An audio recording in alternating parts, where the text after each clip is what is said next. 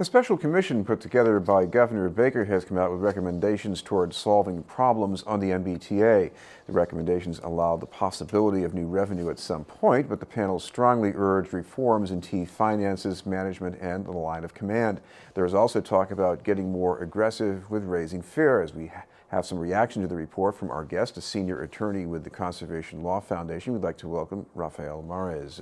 Thank you very much for being with us, Rafael. Thank you for having me. First of all, talk about the diagnosis here and the perspective on what are the worst offenders we're talking about. Well, I think that the report gives us two things. It gives us, reforms that are necessary and also revenue. And I think so the diagnosis ultimately, even though the press coverage in the beginning, based on the leaks, couldn't tell that story, shows that we need both reforms and revenue, and they reject the idea that either one is sufficient.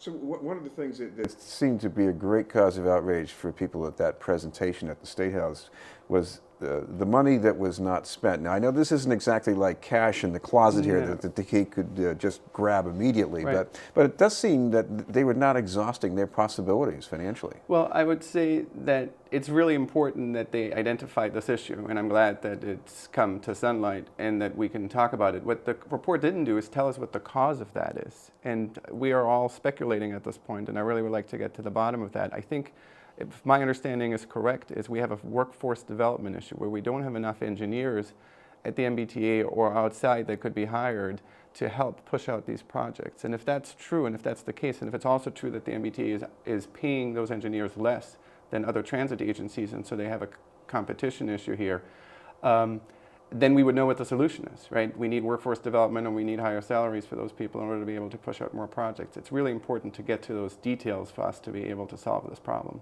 What about all those missed trips that were blamed on absenteeism? I think it is a terrible thing when a bus doesn't come around. I've personal experience with that, and I know that riders do too. It's a terrible thing that should never happen.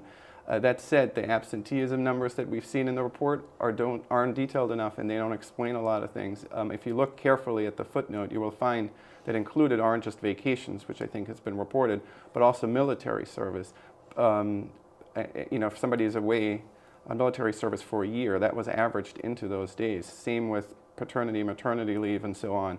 So that number is a little deceiving, and I'd like to get to the bottom of finding out what the right number is. In the comparison to the peer agencies, the report doesn't even list what the peer agencies are, let alone what their definition of absenteeism is. I mean, the good excuses you mentioned here, they probably have them in other places, and yet the commission was trying to say it seems that things are not run as well here. I like to see improvements, and I'm sure that the agency isn't perfectly run, and I think it's really important to implement them as quickly as possible, but we won't be able to do that until we have a full understanding not just of the symptoms, but also the causes, and I'm afraid that is not in the report yet. Now, one of the other things that they're also very eager to bring up was changing the chain of command, and I know we have a Department of Transportation board that is largely appointed by the governor, even though there's some overlap from one governor to the other. But it does seem as if what the panel wants to see is having the T basically on a shorter leash. Well, the way I like to look at it is that there's going to be more involvement by the legislature and the governor through a board like that, and I think that part is a really good idea. There's been a lot of talk that T didn't do this, that T didn't do that. We should own our public transportation system. My hope would be that would be a positive change here.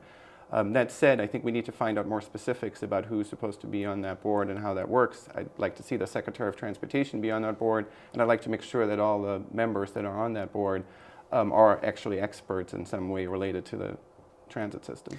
Now, the other thing that was a little surprising, after all of the leaks talking about management problems and absenteeism, this is a panel that said, yes, we do see some new spending and eventually maybe some new revenue coming in here.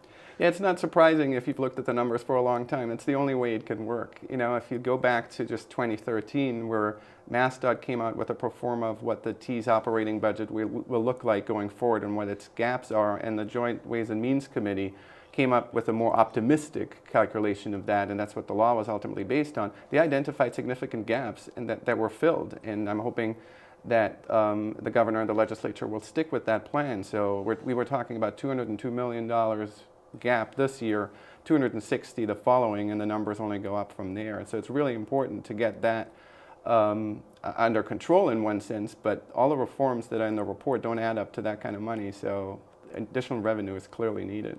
Well, one other thing that was also a little bit of a surprise, a depressing surprise, is that we had this figure before, $6-point-something billion in a backlog of repairs that needed to be done. Now the panel says, well, that might be lowball. Yeah, I mean, the T said that themselves when they came out with that number. I was there at the board meeting when it was released. They said they hadn't considered all the different parts of it yet because they were still adding up some numbers and they were being careful. So that number could still be bigger. This is the consequence of underfunding, chronic underfunding since at least 2000 when with forward funding there was an attempt to put the T on the right course, but then the projections for the sale tax in which it's, it depends, they didn't come true and the energy costs went up and so on. So years and years of chronic underfunding, at least until 2009, if not beyond that. And so as a result, if you don't want to cut service and you want to keep serving your customers, and you have already increased your fares, you don't have a lot of options, and one of them is to defer maintenance, which is terrible. But it's the only option they were left with. Well, even here in Boston, we've had a lot of serious talk about T expansion. We've talked about more robust service on the Fairmount Indigo corridor. We've heard about West Station in Allston, Brighton, expanding capacity at South Station. I mean, do we have to go more slowly with these things, maybe? I don't think that's why we're in this sort of position that we're in right now. And more importantly, we need to look at what the needs of the system, of our region are. What kind of system do we need?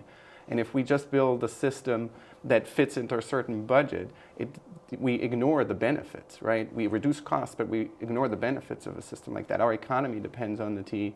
We have population growth. We want to see economic growth. We need it for environmental benefits. Many of these projects were put in place in order for us to be able to comply with the Clean Air Act, which makes sure that there is a certain public health standard met for ozone, for example. So if we hadn't done any of these, we would have had to do other, probably more expensive and less beneficial projects. What about fare increases? In recent increases, there has been very little loss of ridership and still maybe gains in ridership, despite the condition of the T. People in the panel and the administration up there saying, well, maybe we can squeeze a little harder in this. The numbers that they had in the report, the fare recovery ratios were based on the whole system and compared it to peer agencies that don't have the 7 different modes that we have here at the MBTA. And if you compare the fare recovery ratio mode by mode, what you will find, we've done that, what you'll find is that the T is right in the middle of the pack for many of them, and for light rail, for example, it's actually leading.